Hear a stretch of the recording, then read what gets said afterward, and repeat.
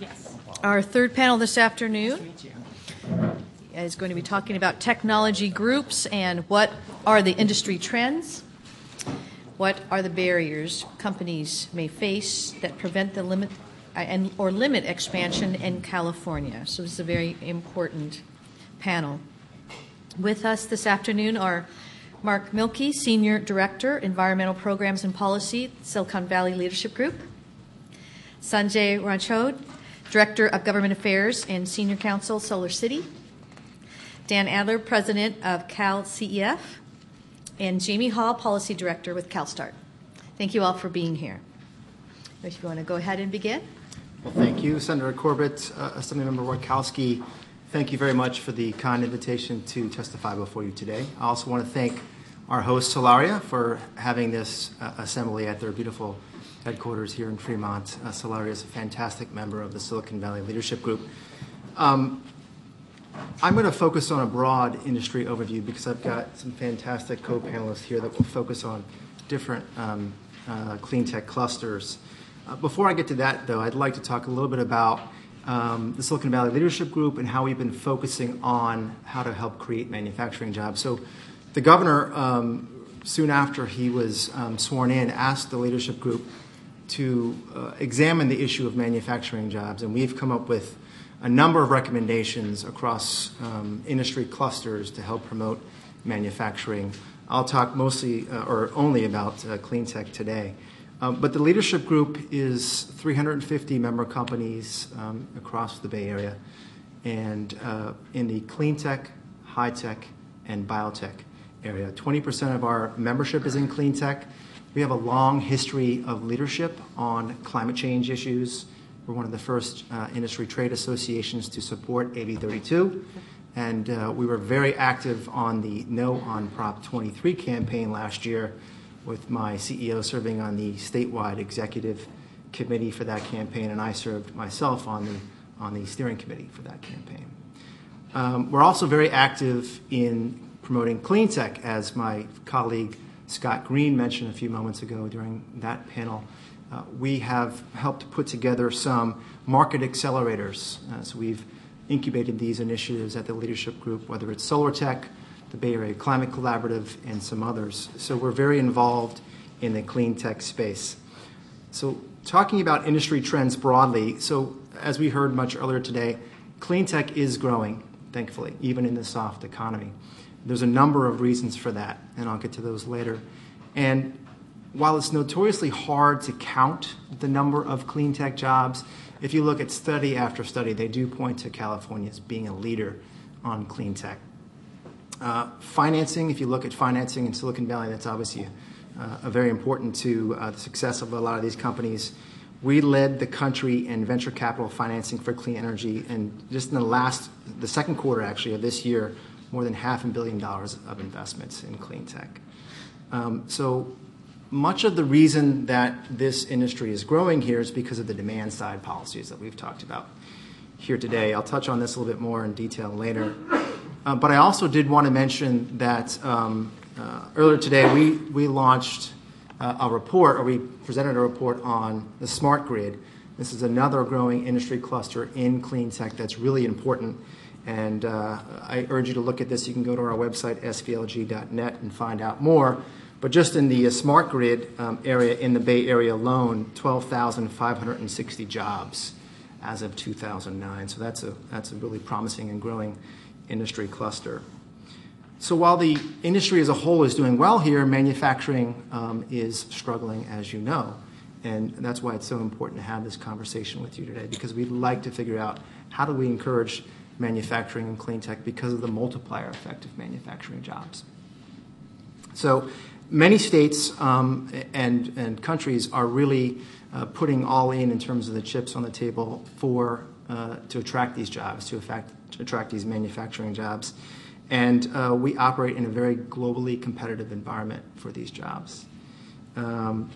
So, for example, here in the U.S., some of the things that other states are doing. Connecticut recently launched a state green bank funded by a public goods charge.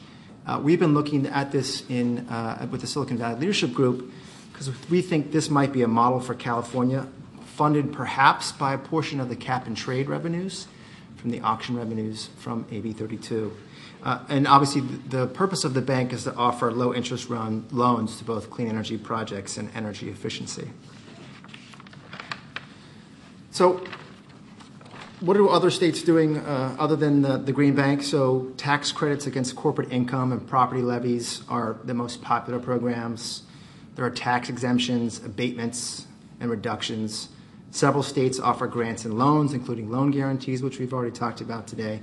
Kansas, for example, is offering bond financing for solar or wind manufacturing projects. So again, it's a very competitive market for these jobs. Now, turning to how to help promote clean tech manufacturing here in California. So if we continue and expand targeted incentives for clean energy manufacturing, building on the strengths that we have here in California, that's critical. And then also focusing on a lot of these medium-sized clean energy manufacturers. We think that's a critical market that's maybe a little bit underserved. In terms of the things that we've done well, we've driven demand. We've done a great job with that. The RPS, the Renewable Portfolio Standard, the California Solar Initiative, AB 32, Title 24. We are fabulous at this here in California. All these programs create lots of demand for products and services that these clean tech companies can provide. We're also really good at driving R&D. Support for R&D and the innovation programs that keep us on the leading edge of these technologies is really critical for technology development and deployment. We've talked about the public goods charge, the PURE program, some issues with that. We'd like to see that continue to move forward. However, we can make that work. In terms of areas of opportunity moving forward, I think one of them is streamlining. We'd like to see barriers for doing business overall reduced for the state. We recently met with JobSAR and the Governor's Office of Economic Development, and we talked a lot about streamlining on the permitting side and to help build or expand a factory here in the state with a one-stop shop approach, which we think would be a very interesting model. In terms of all the different incentives, to be quite honest, grants are preferable to loans. That's something that a lot of folks would find very attractive. Also, enhancing the state R&D tax credit. If we could increase it from the 15% that it currently is now here in California to match the federal level of 20%, we think that would be very helpful as well. And we touched on it earlier today, but I do want to underscore this. Predictability and stability in the market is key. So having long-term policies in place that enable that investment so you feel good about putting that money in is really important. So I'm wrapping up here. I think there's a lot of different areas for growth here in California. There's a lot of strengths for us to build on in the state. The demand side is fantastic, but I do think there are some opportunities in terms of making it a little bit easier to do business here in California. And again, thank you very much for the opportunity to testify, and thank you again for your leadership on this issue. Thank you so much for your attendance today as well, and we just want to thank the Silicon Valley Leadership Group for its good work in the community in so many ways, not just economic development, but all the other things you do too. Thank you for being here. Thank you. Mr. Renshad? Thank you. Sanjay Renshad with Solar City. Thank you for inviting Solar City to participate in this important hearing. We're a proud member of the Silicon Valley Leadership Group. I'm going to provide a quick overview of our company's business, highlight some important trends in the solar industry, and then identify some key regulatory issues in California. Solar City is the highest volume solar integrator in the country, more than 17,000 projects completed or underway. We serve the residential, commercial, and government sectors in California and 10 other states. The company is based in San Mateo. We now have 1,300 plus employees. We're still privately held. We have a full service model, and what that means is we provide a single source for solar financing, design, installation, monitoring, and maintenance. Our company created the solar lease, which has made solar more accessible to many California families and businesses. Customers can also purchase a solar system from our company, but the vast majority take advantage of a solar lease or a power purchase agreement to eliminate the high upfront cost of solar. We've also incorporated new energy efficiency services and innovations to provide customers with additional ways to save money. The rapid growth of the company in 5 years has enabled the creation of hundreds of jobs across a range of disciplines. Many of these are boots-on-the-roof type jobs that are necessarily local. They cannot be outsourced, such as installers who get up on the roof and put the panels in. We now have 934 employees in California. I mentioned our headquarters is San Mateo. We have 10 regional operations centers around the state, from Sacramento to San Diego. Over the past year, we've added 400 employees in California, including 220 jobs in the field. We plan to continue this growth. We currently have 116 open positions in California. That's great. I'll emphasize a couple solar industry trends that have already been noted by other speakers. One is the falling price of photovoltaic modules. Prices are now approaching $1 a watt due to intense global competition. This enables installers like Solar City to reduce our costs and provide better pricing to our customers. It's also reflected in the conversion of some utility-scale solar plants that were proposed for California to be converted from solar thermal to photovoltaic. Solar City certainly empathizes with the challenges facing United States manufacturers of modules. This year, we are sourcing from 12 different manufacturers, both domestic and foreign. We're installing U.S. panels every day. In fact, our largest project right now is at Hickam Air Force Base in Hawaii. It's a 4-megawatt project, all panels manufactured in San Diego.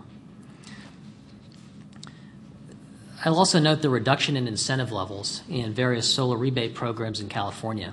The CSI residential incentives are now down to 25 cents a watt in PG&E territory. That's step 9 out of 10. Commercial incentives have been exhausted in PG&E territory, although they will be coming back at 4 cents a kilowatt hour thanks to legislation the governor has signed recently. In LADWP territory, incentive levels also have dropped when the program relaunched. So this is a challenge for installers because we don't increase our prices when rebate levels drop. We continue to offer the same low energy cost to consumers. But the declining incentives are reflective of progress of our industry towards being self-sustaining, self-sufficient. And so while we're not quite there yet, and we do appreciate and continue to need some level of incentives, such as that provided by the CSI and the federal government, we think we will be there and we will reach grid parity in California on the retail side. I'll note that the federal cash grant program is expiring at the end of the year. That's a cash grant that can be taken in lieu of the 30% federal investment tax credit. The tax grant program is only available for systems installed before 2012. So while that program is changing and we will then go back to just a straight investment tax credit, it's an opportunity still for California to continue to leverage these federal incentives with our own state programs. Turning to issues facing the industry here in California, I have to thank the governor, senator, assembly member, and the rest of the legislature for your leadership on clean energy policy over the past few years. California needs to continue to set the bar high for the rest of the country, including the federal government. And the governor has done that by signing the 33% RPS legislation, by establishing a goal of 12 gigawatts of new renewable distributed generation. Solar should be a big part of that, and we hope to help provide it. Solar City strongly supports the governor's 12 gigawatt goal. Distributed generation has, we think, transformative potential for California's economy. That's because distributed generation creates jobs around the state. It's not limited to Silicon Valley. It's not limited to Hollywood. And it can be California's new economic engine by creating local jobs around the state, saving customers money, and helping reduce greenhouse gas emissions. The top regulatory barrier that we see to our part of the industry is the 5% cap on net metering that currently exists in the statute. The solar industry expects to come close to hitting this cap by the end of next year in PG&E territory. The cap is an arbitrary restriction on growth of the industry and customer choice, customer-sided distributed generation. In 2012, we need legislation, leadership from the legislature to eliminate this cap once and for all, so that customers have the freedom to generate their own energy the way they best see fit with RPS-eligible technology. Utility rate design is also an issue for distributed generation. For example, San Diego Gas and Electric recently proposed some changes to their rate design that would significantly reduce the benefit of net metering. We don't mind paying our fair share for accessing the grid, but customers should not be disincentivized from installing solar or making energy efficiency improvements. We trust the PUC will strike the right balance on this one.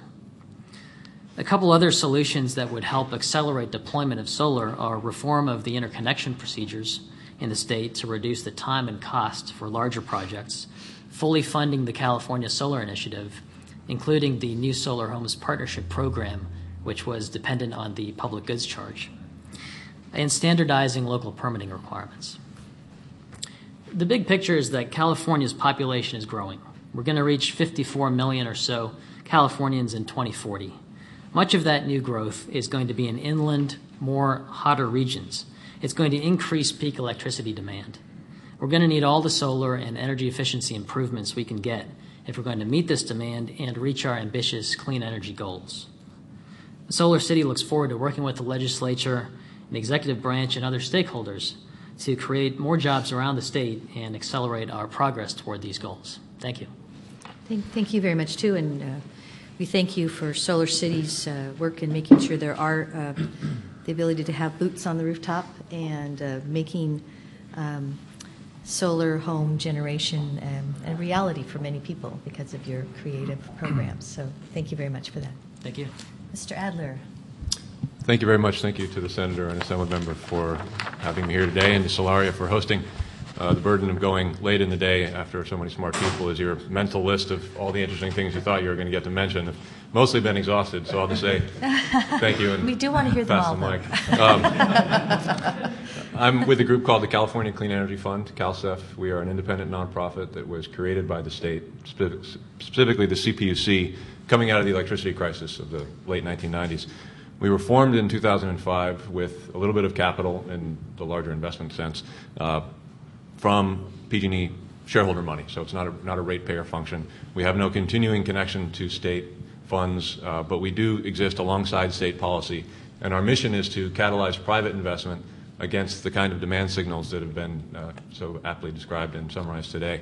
When we first started, our mission was really to solve the innovation challenge, to try and drive more private capital into early stage technology support.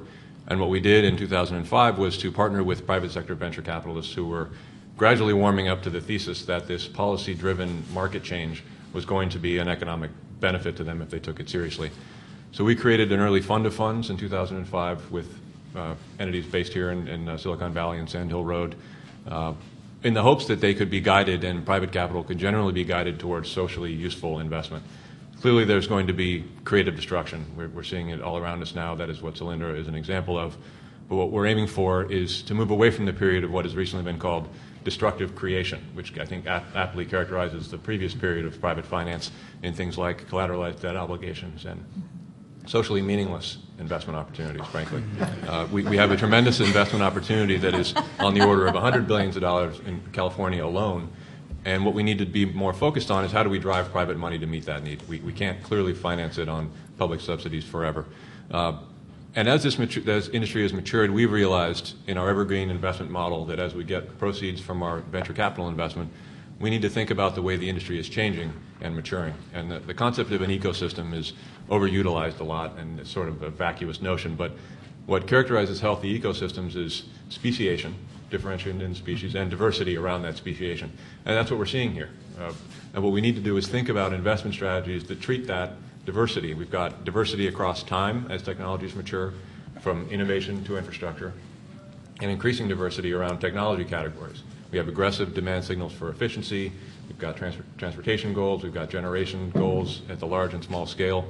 Each of those technology types at a specific state of their technological maturation are going to exhibit different needs for finance. So our mission is the public interest in private finance, and how do we motivate private capital to support public policy goals. So I want to focus a little bit more on the notion of a green bank, excuse me, and what I think California could be doing in the way of creating a green bank. My colleague mentioned what has happened in Connecticut. This is the direct result of a national organization called the Coalition for Green Capital, which is based in D.C., and CalCEF is working quite closely with them. They have recently moved their emphasis away from a national conversation. In 2009, there was the chance that we were going to get a national green bank, but it ran aground because, frankly, they didn't define the terms well enough. There's a challenge associated with scaling proven technology and a very different challenge associated with maturing unproven technology. You can't use the same public policy techniques or private finance techniques, and that's where the conversation fell apart. But what's working is a focus on the state level, and Connecticut had an interesting opportunity to aggregate the various incentive programs in a unified policy framework. So they basically took everything outside of the state bureaucracy and created a standalone nonprofit entity that is entrusted with combining the various incentive streams against the larger policy goals of the state and being an efficient and fast-moving entity to help private capital and private industry execute against those public policy goals. So when I think about how that might work in California, we have a number of interesting pieces that frankly just need to be knit together in a slightly more comprehensive way. The Integrated Energy Policy Report should be the place where this happens. It would require a different orientation, more of an emphasis on markets and markets supporting public policy. We have the peer reauthorization, which frankly is a great opportunity to reconsider how best we do this. I don't know that anybody wants the PGC program to reside at the PUC and be a regulatorily authorized program forever. So think of it as a stopgap measure, and we can reconceptualize the public finance mechanism for our clean energy goals as we approach that. The AB 32 revenue is going to be enormous, not just on the utility side, but in later years throughout the rest of the cap sectors. There's the whole offset markets that could be rationalized and brought into the conversation. And there are entities like in the Treasurer's Office, CATFA, which has some very interesting authorities and a broad mandate to do more. So how do we integrate these programs, set them against all the different demand signals that are very well-articulated regulatory and policy agenda is sending into the marketplace, but efficiently target public money alongside the private money that ultimately should be deciding which technologies get the bulk of investment at the end of the day. It's timely to engage that question. I think it's going to happen in an ad hoc fashion, but it could be a very compelling policy exercise to try and do it in a more integrated way. Yeah, thank you. Obviously, something that I'm sure Assemblymember Wachowski and myself would be very, very interested in working with you on as well. Obviously, the timing is so important to continuing our new technologies, so love to work with you. And what you said was very interesting. Even late in the day. Not too late. Mr. Hall. So now it's really too late. Thank you, Senator Corbett and Assemblymember Wachowski, for the opportunity to testify today, even if I am the very last person with little to say. My name is Jamie Hall. I'm the Policy Director for CalSTART. We're a California-based nonprofit organization focused on growing the clean transportation technologies industry. We're fuel and technology neutral, making us very different from most of the groups here today. And we have about 130 member companies who are active in this space. California is really a leader in the clean transportation area, which is why we're based here. But as everyone else has been noting, competition from other states and countries is really growing. And so we want to talk a bit about what that means and what California should do about it. So first, as far as what are the barriers to industry growth in California, I think these mostly are pretty well known, but when many companies start here, we have a great sort of innovation infrastructure, and it's a good place to get going. And basically all advanced transportation companies see California as really their major market, at least in the early years. It's often just cheaper and easier to locate the manufacturing elsewhere. And other states really are going out of their way to make this true and to sort of aggressively try to pull people away from California. As a few other speakers have noted, so I won't go into too many details, other states are really offering massive financial incentives for companies who are willing to build manufacturing facilities in their state. The specifics vary from case to case, but it's a combination of grants and tax incentives and low-cost loans and workforce training, and this often totals tens of millions of dollars for a given company. And it's just difficult to justify a decision to be here, even if you want to be here, and California is great and we have good weather in the mountains, but it's $25 million. It's sort of a tough equation to make work. Second, California's regulatory climate is pretty complex, difficult to navigate, whereas other states really are going out of their way to make things easy and break down barriers.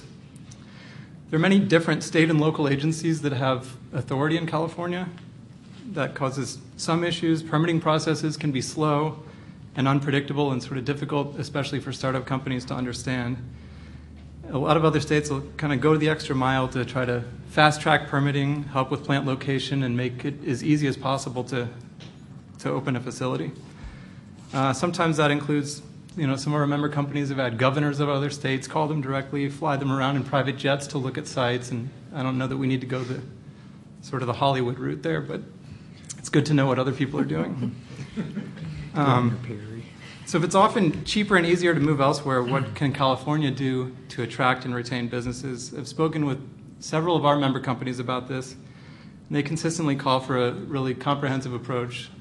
Again, this will sort of echo a lot of what you've heard today, but we need the stick, by which I mean sort of strong regulations to create demand, the carrot being the incentives to help get things over the hump in the near term, and something that at the suggestion of one of our member companies, I will give the very technical term, the love, which means really making a proactive effort to go after companies and keep them here. So starting with the stick, our strong regulations have driven investment and innovation by providing some certainty for investors about where the state is going. It's essentially we continue to provide this certainty for investors, entrepreneurs, and consumers.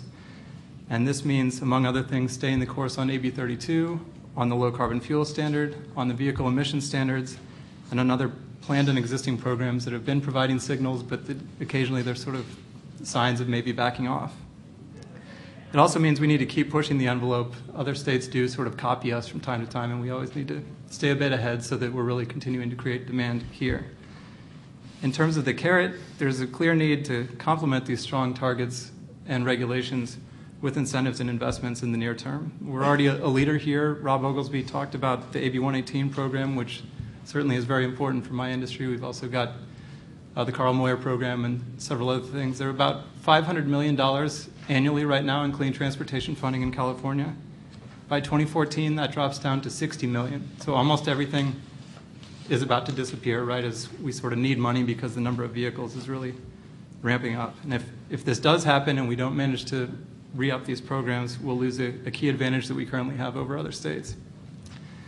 So we really need to update and extend these incentive programs to provide longer-term signals, and we need to think about how we can maybe do them better. And Dan just went through some very good ideas, but take a step back, look at what all of our goals are as a state, look at the different sources of funding, and think about how do we get the most bang for the buck. And that includes looking at energy security and air quality and climate, and also in-state job creation. Right now we've got a lot of sort of siloed programs that address one of those, and I think there are opportunities for some synergies. It also means speeding things up and streamlining where possible. Assemblyman Wajkowski authored a bill that was recently signed that does sort of speed up the CEC's process on the AB 118 program, and those sorts of little tweaks are very helpful to get the money out quickly. Second, it would be wise to use the state's purchasing power to support early markets. California can bring advanced vehicles and fuels to market by purchasing them for use in public fleets, and that's state as well as municipal fleets.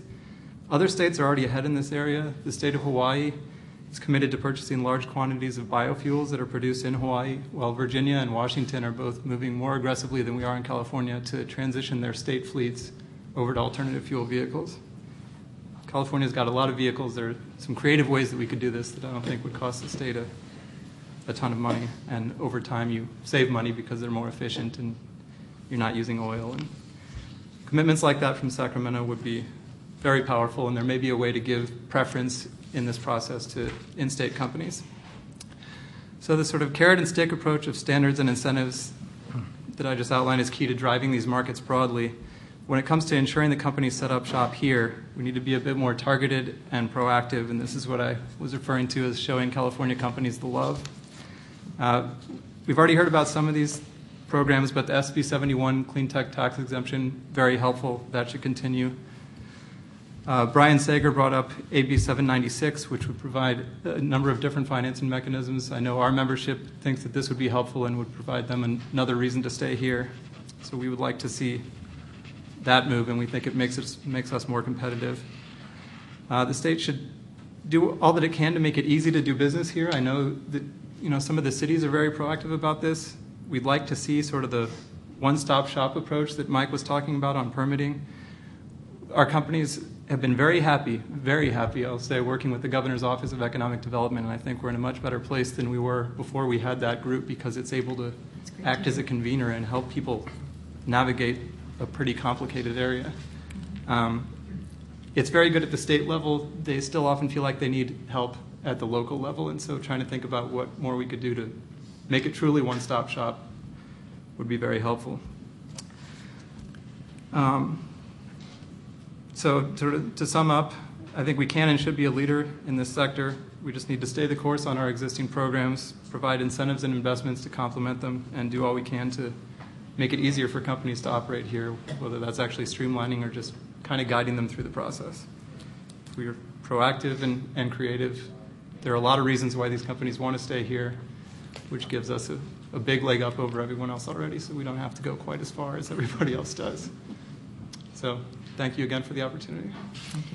Thank you very much, too, and thank you for making those important points about the regulatory process and how that can actually be a good thing in impacting the success of our local companies. That's something you very rarely hear about in debates in Sacramento. It's always the negative side of the regulatory process. So I think it's extremely important to continue to beat the drum on that, so other elected officials in Sacramento understand that can help grow jobs as well. So thank you for that. I think we have a couple of questions. I don't know if you have one, Assembly Member. Yeah, we develop model building codes, and we develop a model penal code that we ask that different states adopt. I'm wondering, do we have, at least from the clean tech and from our emerging solar energy, do we have some sort of model zoning or city regulations that we've talked about impediments and this patchwork of different cities have different goals. Have you seen something that might serve as a model that might be a way for us to, in the state level, to incentivize, say, here's a model and then here's some carrots that go along with it? I can offer a specific example of that on the rooftop PV. In the rooftop PV case, SolarTech, which was mentioned previously, is working on exactly that kind of best practice streamlining model for local permitting. The challenge is every county has a different approach, and it is nested within the conversation around safety and fire codes and accessibility, and so there's a reasonable excess of caution. They're reasonable about it, but it's excessive. So how could you incorporate all those concerns and create a template that the state would then offer up and incent, if not mandate, a local community to adopt? I think that work is being done on the solar rooftop PV front. In other instances, for ground-mounted installations of generation particularly, there are things like the competitive renewable energy zone process, where you designate a zone and do permitting up front and then allow competition by developers to occupy that space. It allows you to integrate it with the grid a little bit better. The CPUC has done that work. Texas has done a lot of that work. So there are examples that tend to be more technology specific than across the whole clean energy industry. I could follow up on that. For rooftop PV, the city of San Jose, for example, has a great process and a set of procedures, and SolarTech is doing great work. It may be more realistic to start at the county level to try to standardize within counties before we go statewide, because the conditions, whether they're safety or otherwise related, are more similar within a county. Yeah, just one thing if I could add on that. So what we're finding often is it's not the cost of the permit itself, but it's the time to get through. So the soft cost is more of an issue.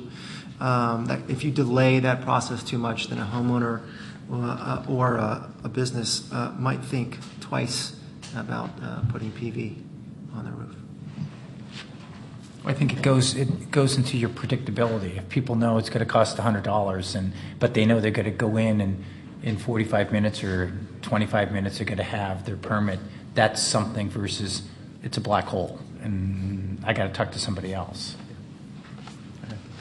I have one last question, but I did want to make sure we introduce Henry Stern, who's here from Senator Pavley's office, and we all know her wonderful work and how she's changed the landscape here in California, thanks to her great work in getting rid of greenhouse gas emissions. So we thank her for that. Thanks for being here, Henry. So my last question is, California, of course, still leads in clean tech investment. So I would just like to hear your thoughts on how do we continue to hold on to that edge? And I'd particularly like to hear you address the issue of investment in higher education and how important that is, whether the legislature is seeing that as a priority and how that impacts investors and also the growth, again, of these innovative industries. So I'm happy to lead off. I don't see anyone jumping for the microphone. So I think we've got here in California, especially in the Bay Area, just such a wonderful mixture of venture capital, leading research universities, that entrepreneurial spirit, and that just sort of can-do attitude. And we're, in the Valley, we're a valley of scientists and engineers. So I don't know that venture capital and that investment is at risk anytime soon. It's good to hear. Yeah, I do think on the attracting and retaining and getting the best trained workforce here, we've been focused on that issue at the leadership group. We think it's critically important that we keep those leading universities well funded moving forward. We also think that, and we've been addressing this at the federal level, is the whole issue with the H-1B visa, because over half of the CEOs in the Valley are actually foreign-born. And so we shouldn't think that we have a monopoly on smarts in the Valley or in California. We should try to find out ways or figure out ways, working with folks in D.C., on allowing those folks who are foreign-born to come and stay here. Yes. I will also say, a lot of the companies that we deal with, they're spun out of universities. Right. It's great. We've got all these good universities here. It's part of what I was saying is sort of the innovation infrastructure that makes California so great. And this is a much longer-term issue, but if we continue to underfund these schools and they're not as good and maybe it's not as good a place to grow up, I think things could start to crumble a little bit. As all parts of this innovation infrastructure really need continuing investment, and that includes our roads and everything else that make California a good place to live. Right. I think the single biggest thing is regulatory certainty from what the state can do. A program like the California Solar Initiative that had a years-long commitment with commitment and clear steps in the program and transparency is what companies and investors want to see. So having a policy like net metering in place, for example, with no cap, is a type of regulatory certainty that will really help the industry grow. In terms of higher education, in the solar PV space, there are a lot of jobs that don't require you to get on a roof or be a construction worker. So you can design photovoltaic systems customized for that facility, starting with an AutoCAD degree and then working up. So I think investing in community colleges, where Solar City and other companies have done partnerships to develop training programs and certify folks so that they really are ready to get a job as a PV installer or designer when they come out and graduate, is a great investment for the state to make. Just add one thought on the kind of global aggregates of investment, and is California leading and will we continue to lead? When it's just an innovation finance question, I agree that we have our edge and we'll probably maintain it. People come from all over the world trying to create the Silicon Valley in China or Europe, and it doesn't succeed. The mysteries are locked up here in the soil, I think.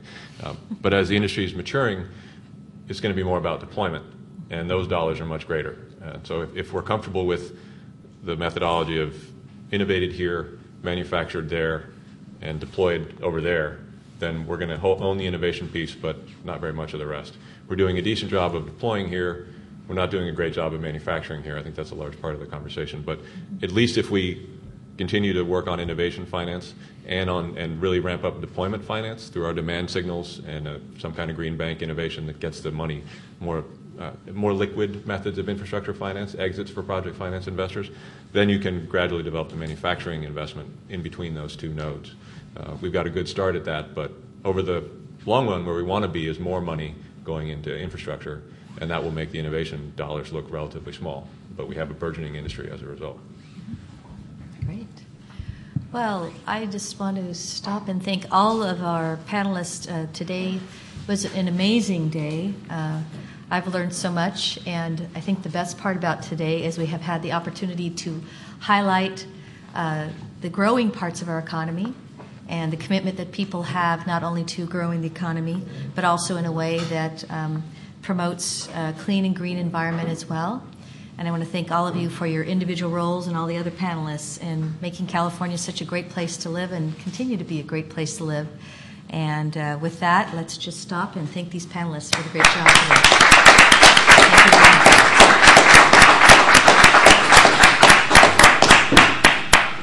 Oh, and thank you so much to Solaria for providing this venue for us today. You've been great hosts, and thank you for your great work as well. Meeting's adjourned.